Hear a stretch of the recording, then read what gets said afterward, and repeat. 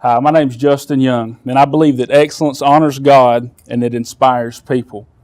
And so many people in life have settled for a life of mediocrity, for less than. They have dreams, they have goals and visions, but it seems too daunting.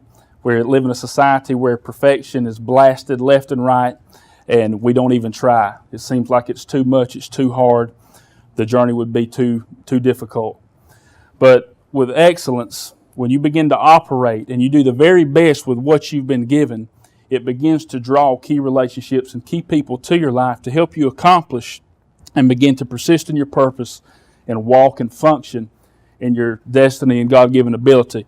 I want to tell you a story about when I was a child growing up, and we lived right next to a farm, and there was a horse that actually bordered our property. His name was Vandal, and Vandal was he was a horse that came from a very famous bloodline called the Three Bars, a quarter horse. A beautiful horse. It was bay in color. Had the perfect white diamond star, 4 white stockings on his feet. Looked like something right out of a classic Western movie. I would come home every day, pet Vandal. He'd hold his head over the fence. I'd hug on him. We'd give him a carrot or an apple. And I wanted a horse so bad.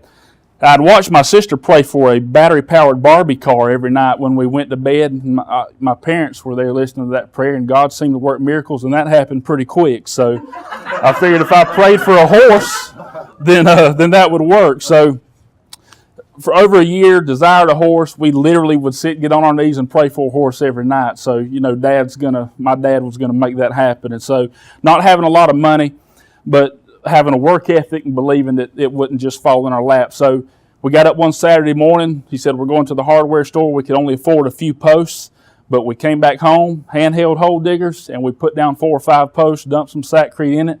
That was all we could do that day. Every Saturday we began to go. We'd buy what we could afford, do what we could do. And before long, people began to notice.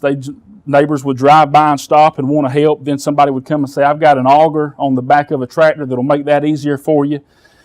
Then somebody came and said, I've got some windows for whenever you get ready to build a barn. And someone else said, we'll donate some concrete. Saturdays at my house became 10 or 12 people all coming together to help this family fulfill their destiny, because people are inspired when you do the very best with what you've been given. And so many people in life, they want the great promise. They want the great thing to just fall in their lap and happen. And we want a horse, but we've never built a barn or a pen, and we've got nowhere to hold it or sustain it. And in life, whenever we begin to do the best and we create a place and we create preparation, then that's when the blessing oftentimes will come.